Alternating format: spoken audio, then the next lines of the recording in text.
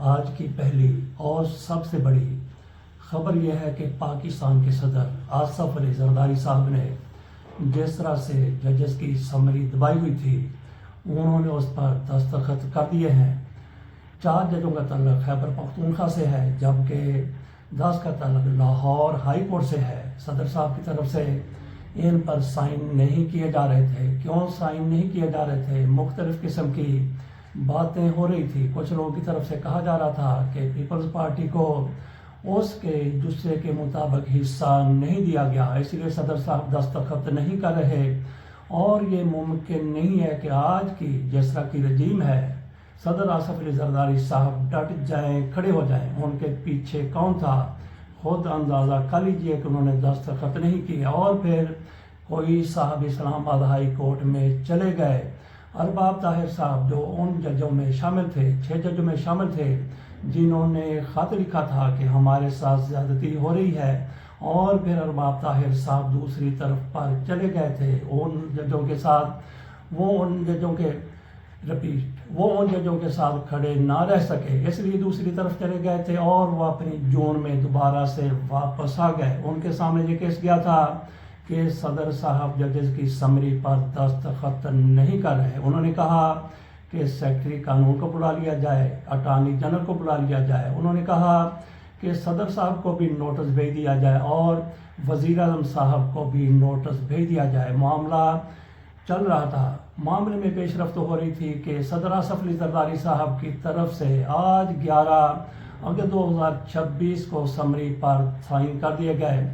پیش رفت اس حوالے سے ہو رہی تھی کہ صدر آصف علی زرداری صاحب کی طرف سے سمری پر دستخط کر دیے گئے۔ نہ صرف اس میں ججز کے حوالے سے تقرری شامل ہے، ان کی نامزدگی شامل ہے، بلکہ جو کچھ بھی اس میں پینشن کے معاملات تھے، جو بھی اس حکومت کی طرف سے، اس رجیم کی طرف سے کہا گیا، صدر آصف علی زرداری صاحب کی طرف سے سب پر سمری پر دستخط کر دیے گئے۔ انہوں نے کہا کہ لاؤ، جیسے ہی لائے گئے سائن کیا اور کہا کہ چک لو، اٹھا لو، لے جاؤ۔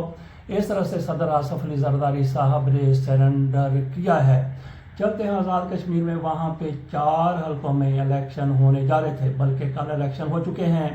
پہلے نون لیگ کی طرف سے انتخابی عمل کے دوران ہی اعلان کر دیا جاتا تھا کہ ہماری اتنی سیٹیں ہوگی، ہم نے اتنی سیٹیں جیتنی ہیں، بلکہ الیکشن سے پہلے ان کی طرف سے، نون لیگ کی طرف سے کہا گیا کہ یہ 12 سیٹیں جو پنجاب میں ہیں، خصوصی طور پہ جو مہاجرین کی سیٹیں پنجاب میں نہیں ہیں بلکہ مہاجرین کی سیٹیں ہیں پاکستان میں ہیں، وہ تو ہماری جیب میں ہوتی ہیں۔ بہرحال ان کی طرف سے پہلے مرحلے پر بھی دوسرے مرحلے پر بھی فوری طور پہ اعلان کیا جاتا رہا، لیکن آج الیکشن کا دوسرا روز ہے، ابھی تک حتمی نتائج سامنے نہیں آئے۔ صرف ایک نشست پر کامیابی سامنے آئی ہے اور وہ دست و بازو پارٹی آزادی جموں کشمیر کی دست و بازو پارٹی، اس کی طرف سے ساجد اقبال صاحب کھڑے تھے۔ حتمی نتائج سامنے نہیں آئے، بہرحال ان کی کامیابی کا اعلان کر دیا گیا ہے۔ باقی 3 نشستوں کا ابھی تک اعلان ہے کہ میں نے کہا کہ پہلے مسلم لیگ نون والے پہلے ہی نتائج کا اعلان کر دیتے تھے، لیکن آج وہاں پہ ابھی تک بھی حتمی نتائج کا اعلان نہیں کیا گیا۔ صرف ایک نشست پر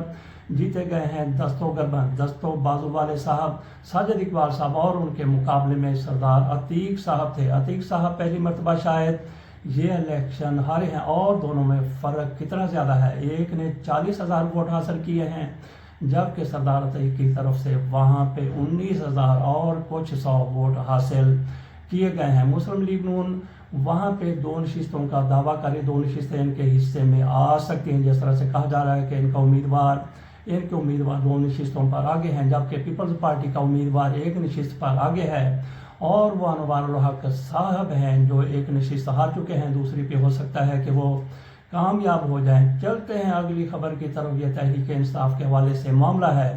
سہیل افریدی کی طرف سے کہا کہ عمران خان کے ساتھ اگر فوری طور پر ملاقات نہ کروائی گئی تو انہوں نے کہا کہ پرسوں یعنی جمعرات کو پورے پاکستان کو ڈی چوک بنا دیا جائے گا۔ تو دیکھتے ہیں کہ آج عمران خان کی بہنوں کی ملاقات کا دن ہے، ملاقات کروائی جاتی ہے، اگر ملاقات ہو جاتی ہے تو صورتحال بہتر رہے گی۔ ویسے اگر ملاقات نہیں ہوتی تو جس طرح سے سہیل افریدی کی طرف سے کہا گیا ہے کہ ہم پورے پاکستان کو ڈی چوک بنا دیں گے، پھر ان کا امتحان شروع ہو جائے گا۔ ویسے تو ان کا ایک امتحان یہ بھی ہے کہ ان کی طرف سے اعلان کیا گیا ہے کہ ہم لانگ مارچ کریں گے 27 ستمبر کو، اس پر بھی ان کا اس حوالے سے بھی ان پر شدید تنقید ہو رہی ہے۔ اور تحریک انصاف والے آپس میں بھی دست و گریبان تو نہ کہیں کیونکہ خاتون کا معاملہ ہے، آپس میں دست بدست ہیں، اور یہ ہیں بیرسٹر سلمان اکرم راجہ صاحب، اور ان کے مقابلے میں کھڑی ہو گئی ہیں مشال یوسفزئی صاحب۔ مشال یوسفزئی صاحبہ عمران خان کی بہنوں کے حوالے سے، ان کے خاندانوں کے حوالے سے جس طرح کی باتیں کرتی رہی، بلکہ خاندان کے حوالے سے جس طرح سے باتیں کرتی رہی ہیں، اس پر ان کو ڈانٹ بھی پڑی تھی بیرسٹر صاحب کی طرف سے۔ بیرسٹر گوہر نے ان کو ڈانٹا تھا کہ ایسی باتیں مت کیا کر، اور سلمان اکرم راجہ کی طرف سے بھی ایسا ہی ان کے بارے میں کہا گیا تھا۔ لیکن اب جیسے ہی ان کو موقع ملا یوسفزئی صاحبہ کو، انہوں نے بیرسٹر سلمان اکرم کے بارے میں جو کچھ کہا حیران کن ہے۔ انہوں نے کہا کہ آپ پیسے لے کے لوگوں کو ٹکٹیں دیتے ہیں۔ سلمان اکرم راجہ کی طرف سے سارے MNA MPs کو کہا گیا تھا کہ آئیں، ہم نے سپریم کورٹ کے باہر دھرنا دینا ہے، سپریم کورٹ کے باہر اکٹھے ہونا ہے، لیکن ایک بندہ 2-4 بندے آئے، لیکن سارے کے سارے نہیں آئے۔ سب سے پہلے جنید اکبر کی طرف سے اس پر اعتراض کیا گیا تھا، بلکہ انہوں نے بھی سلمان اکرم راجہ کے خلاف باتیں کی تھی، اور پھر یوسفزئی صاحبہ نے بھی ویسی ہی باتیں کی ہیں۔ سناتے ہیں آپ کو کہ کس طرح سے یہ لوگ دست بدست ہوئے ہیں۔ پیسے لے کے ٹکٹس دیے۔ بی بی، میری زندگی ایک کھلی کتاب ہے، بولو جو بول سکتی ہو تم، بتاؤ سب کو میری سازش۔ میں نے زندگی ایسے نہیں گزاری، میری زندگی کا ایک لمحہ نہیں ہے جس میں کوئی انگلی اٹھا سکے۔ بولو جو بول سکتی ہو تم، کون سی بات میں نے کی ہے جو سازش تھی؟ بتاؤ سب کو میری سازش۔ میری زندگی ہر بندہ جانتا ہے جو مجھے جانتا ہے 5 سال کی عمر سے۔ ایک لمحہ ایسا نہیں ہے جس کے بارے میں مجھے کوئی شرم ہو یا جس کو مجھے چھپانے کی ضرورت ہو۔ میں نے بہت کھلی زندگی گزاری ہے، سچ کے ساتھ، ہمت کے ساتھ۔ بولو اب تم۔ اور عدالتوں میں پارلیمنٹیرینز کا کام نہیں ہے سر، پارلیمنٹیرینز عدالتوں کے باہر کھڑے ہوں گے۔ پریشر آپ کے بار کونسل کے ممبرز نے بنانا ہے، جن کے کو آپ نے پیسے لے کے ٹکٹس دیے، سازشیں اور لابنگ کر کے آپ نے اپنی ٹیم، جن کا PTI اور LF سے کوئی تعلق نہیں تھا، ان کو ممبران بنایا، اپنی فیسز بڑھائی، اپنے لیے کروڑوں کی کنسلٹنسیاں لی۔ کہاں ہیں لوگ؟ آپ نے کوئی دیکھے ہیں؟ آپ مجھے دکھائیں نا کوئی ایک شخص، مجھے غلط ثابت کریں، میں اس گروپ پہ معافی مانگ لوں گی۔ لیکن سازشیں ہوئی ہیں سر، جھوٹ بولا گیا ہے، اور آپ روز آ کے کہتے پارلیمنٹیرینز یہ وہ۔ جواب دیں ہمیں، کدھر ہے پاکستان بار کونسل کے ممبرز؟ کدھر ہے پنجاب بار کونسل کے ممبرز؟ آپ نے کی ہے سازشیں، آپ نے خان صاحب کے اکاؤنٹ کو استعمال کر کے اپنے لیے ٹویٹیں کرائی ہے، آپ نے بہت کچھ کرایا ہے۔ میں لکھنے پہ آؤں نا سر، تو ایسی باتیں ہیں کہ آپ خود حیران پریشان ہو جائیں گے کہ خان صاحب کے سامنے کیا کیا کہا گیا ہے۔ عبد القادر پٹیل پیپلز پارٹی کے بڑے لیڈر ہیں، ان کے آفس پر حملہ کیا گیا، اور ان کا آفس کراچی میں کلفٹن کے قریب واقع ہے، اور کلفٹن جیسا کہ آپ کو پتہ ہے کہ سمندر کے اوپر ہے، ساحل سمندر کے بالکل اوپر کلفٹن ہے، ان کے اس آفس پر حملہ کیا گیا۔ عبد القادر پٹیل صاحب اس وقت اپنے آفس میں موجود نہیں تھے۔ کہا جاتا ہے کہ شدید فائرنگ کی گئی اور گولیاں دروازہ چیرتے ہوئے اندر چلی گئیں، لیکن کسی کے ہلاک ہونے یا زخمی ہونے کی اطلاع نہیں ہے۔ عبد القادر پٹیل صاحب اپنے آفس میں وقتاً فوقتاً وہاں پہ جاتے آتے رہتے ہیں، لیکن اس موقع پر وہاں پہ موجود نہیں تھے، اور عبد القادر پٹیل صاحب کو شہرت اس وقت ملی تھی جب تحریک انصاف کی عمران خان کی حکومت کو ختم کر کے PDM کی حکومت لائی گئی تھی۔ شہباز شریف صاحب وزیر اعظم بنے تھے، اور ان صاحب کو، عبد القادر پٹیل صاحب کو وزیر صحت بنایا گیا تھا۔ ان کی طرف سے فوری طور پر بیان سامنے آیا تھا کہ عمران خان کے پیشاب کا ٹیسٹ کیا گیا ہے، جس میں سے شراب برآمد ہوئی ہے۔ ہو سکتا ہے کہ ان کے اس آفس میں عمران خان کے پیشاب سے کشید کردہ شراب رکھی گئی ہو، اور حملہ آور وہی شراب اٹھا کے وہاں سے لے جانا چاہتے ہوں۔ دیکھتے ہیں کہ انکوائری میں کیا سامنے آتا ہے۔ جماعت اسلامی کی طرف سے شبر زیدی صاحب کے خلاف 1 ارب ہرجانے کا دعویٰ دائر کیا گیا ہے۔ جماعت اسلامی کی طرف سے کہا گیا ہے کہ انہوں نے ہمارے خلاف بیان بازی کی ہے، اور ہماری جس طرح سے تذلیل کی گئی ہے، جس طرح سے ہماری عزت پر ان کی طرف سے اچھالنے کی کوشش کی گئی ہے، اس کے لیے، اس اقتدار کے لیے 1 ارب روپیہ ہمیں ادا کیا جائے۔ ان کی طرف سے کہا گیا تھا کہ جماعت اسلامی اسٹیبلشمنٹ سے پیسے لے کر احتجاج کرتی ہے، مظاہرے کرتی ہے۔ گویا ان پر الزام لگایا گیا کہ یہ بکاؤ قسم کی جماعت ہے، رینٹل پارٹی ہے، کرائے پر اپنا کام کرتی ہے، لیکن کرائے پر کام کرتی ہے صرف اور صرف اسٹیبلشمنٹ کے لیے۔ जमात इस्लामी की तरफ से इन पर 1 अरब का हर्जाना दायर कर दिया गया। शबर जैदी साहब किसी दौर में FBR के चेयरमैन रहे। देखते हैं कि उनके पास कोई सबूत होता है या फिर वो माफ़ी मांग लेते हैं।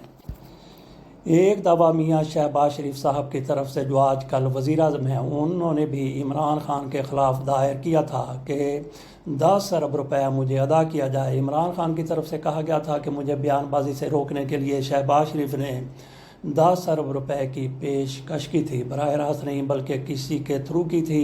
इमरान खान से पूछा जा रहा है कि उस बंदे का नाम बताएं। अभी तक इमरान खान ने उस बंदे का नाम ज़ाहिर नहीं किया।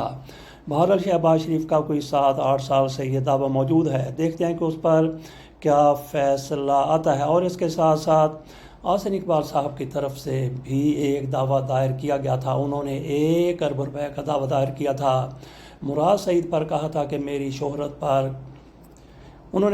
मेरी शोहरत को इन्होंने नुकसान पहुंचाया है, लिहाजा मेरी इज़्ज़त के लिए मुझे 1 अरब रुपये अदा किया जाए। अदालत की तरफ से फैसला है कि 30 लाख की इनकी इज़्ज़त है, इनको 30 लाख रुपए अदा कर दिया जाए। बाकी रेहाम खान ने भी जुल्फ़ी बुखारी पर इल्ज़ाम लगाया था, उनको भी माफ़ी मांगनी पड़ी थी और 50,000 पाउंड उन्होंने, जो करोड़ों रुपए बनते हैं, जुल्फ़ी बुखारी को अदा किए थे और इसके साथ साथ माफ़ी भी मांगी थी। आदर राजा की तरफ से भी ब्रिगेडियर साहब पर इल्ज़ाम लगाया गया था। हाज़र सर्विस ब्रिगेडियर बरतानिया चले गए थे, अदालत चले गए थे, तो ब्रिगेडियर राशिद की तरफ से इनके खिलाफ केस दायर किया गया था और इनको कुछ 13 करोड़ रुपए का मिला जुला के हर्जाना पड़ गया था। देखते हैं जमात इस्लामी को कितने पैसे मिलते हैं। तो इलेक्शन कमीशन में इलेक्शन कमिश्नर की, चीफ इलेक्शन कमिश्नर की और इसके साथ साथ दीगर मेंबरान की तैनाती के लिए महमूद अचकज़ई ने वज़ीर आज़म को ख़त लिखा है कि आएँ बैठें, इनकी तकर्री की जाए क्योंकि इनकी मुद्दत गुजर गई। जबकि आइन में तरमीम करके ये अब लिख दिया गया है कि अगर नया election commissioner, chief election commissioner या उनके अरकान नहीं आते तो यही कंटिन्यू करेंगे। तो देखते हैं कि शहबाज शरीफ साहब इनको कब बुलाते हैं। तो हो सकता है कि हुकूमत की तरफ से अपना चीफ इलेक्शन कमिश्नर ही जारी रखने के लिए, अपना किसी को नामजद करने के लिए, अपना ही बनाने के लिए अव्वल तो ये सुल्तान सिकंदर राजा का ही नाम दे दें या फिर काजी फायज ईसा का नाम दे दें। तो ये भी हो सकता है कि इनकी तरफ से नाम दे दिया जाए जनरल बाजवा का, ताकि किसी एक पर ये मुतफिक ना हो और फिर क्या हो कि अपनी मर्ज़ी का वो इलेक्शन कमीशन लगा लें। क्योंकि जिस तरह से आज के अदारे हैं वो इनके कहने पर जिस तरह से काम करते हैं तो अपनी मर्ज़ी का ये बहार सूरत अपना इलेक्शन कमीशन लेके आएंगे। लेकिन इस सूरत में ही होगा कि अगर हुकूमत की तरफ से इजलास बुलाया जाता है, हो सकता है कि इजलास बुलाने ही की इस हुकूमत की तरफ से ज़रूरत महसूस ना की जाए।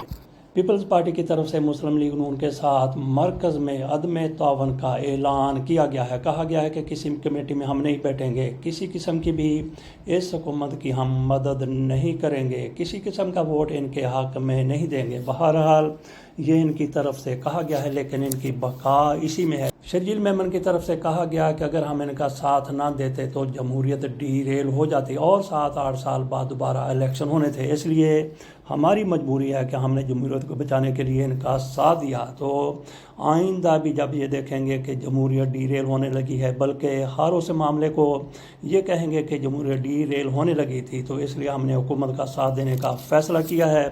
तो बाकी इनकी 4 ख़वातीन की तरफ से मुस्लिम लीग नून पर जिस तरह से हमले किए गए हैं, जवाबी कार्रवाई की गई है, उनमें एक तो पलोशा खान भी शामिल थी। उनकी तरफ से कहा गया कि अब इस निज़ाम के नेफे में पिस्टल चलेगा। और इसके साथ साथ शर्मिला फ़ारूकी और शहला रज़ा ने भी मुस्लिम लीग नून को जिस तरह से आड़े हाथों लिया वो भी हैरान कुन है। देखते हैं कि कब तक इनकी तरफ से हुकूमत का बाइकाट पीपल्स पार्टी की तरफ से किया जाता है।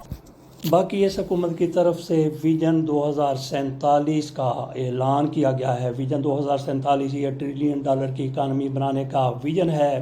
तो हुकूमत की तरफ से देखते हैं कि किस तरह से इसको आगे चलाया जाता है। तो क्या ये हुकूमत 2047 तक कंटिन्यू करना चाहती है? हो सकता है कि इनकी तरफ से आइन में तरमीम कर ली जाए कि हमें खुल कर खेलने का मौका दिया जाए। जैसे ही कोई और हुकूमत आ जाएगी तो ये डीरेल प्लान हो जाएगा, जो $1 ट्रिलियन की इकानमी का हमारा प्रोग्राम है।